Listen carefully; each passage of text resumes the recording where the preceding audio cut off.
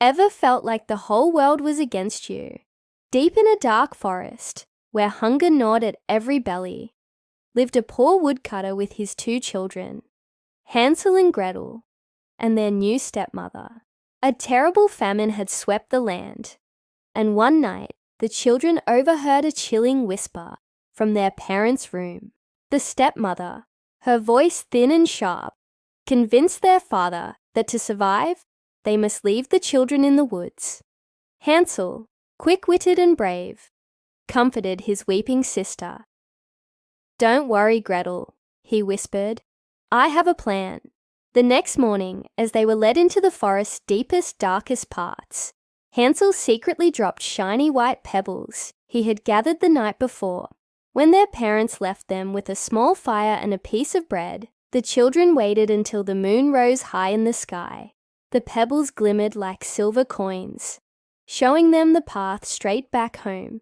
Their father rejoiced, but their stepmother's face soured.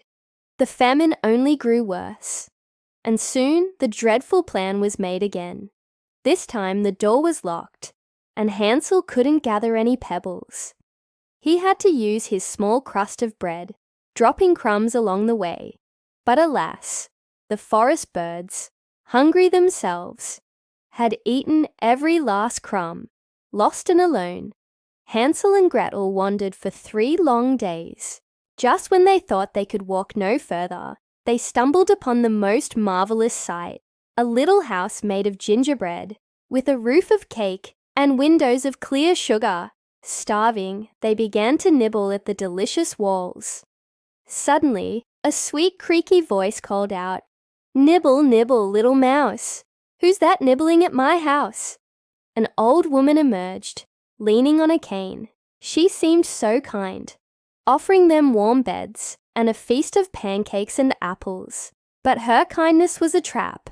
The next morning, the sweet old woman revealed her true nature. She was a wicked witch who lured children in to eat them.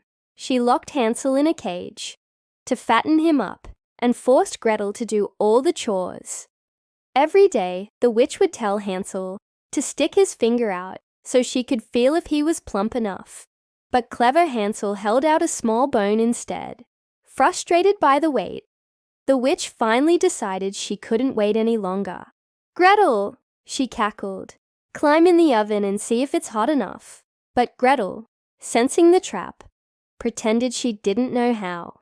"Silly girl," the witch grumbled. "Like this." As the witch leaned into the oven, Gretel gave her a mighty shove, slamming the iron door shut. They had done it.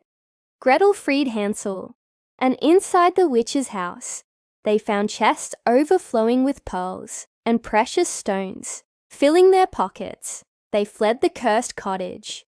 A beautiful white bird appeared, singing a sweet song and guiding them through the unfamiliar woods. Finally, they saw their own little cottage in the distance.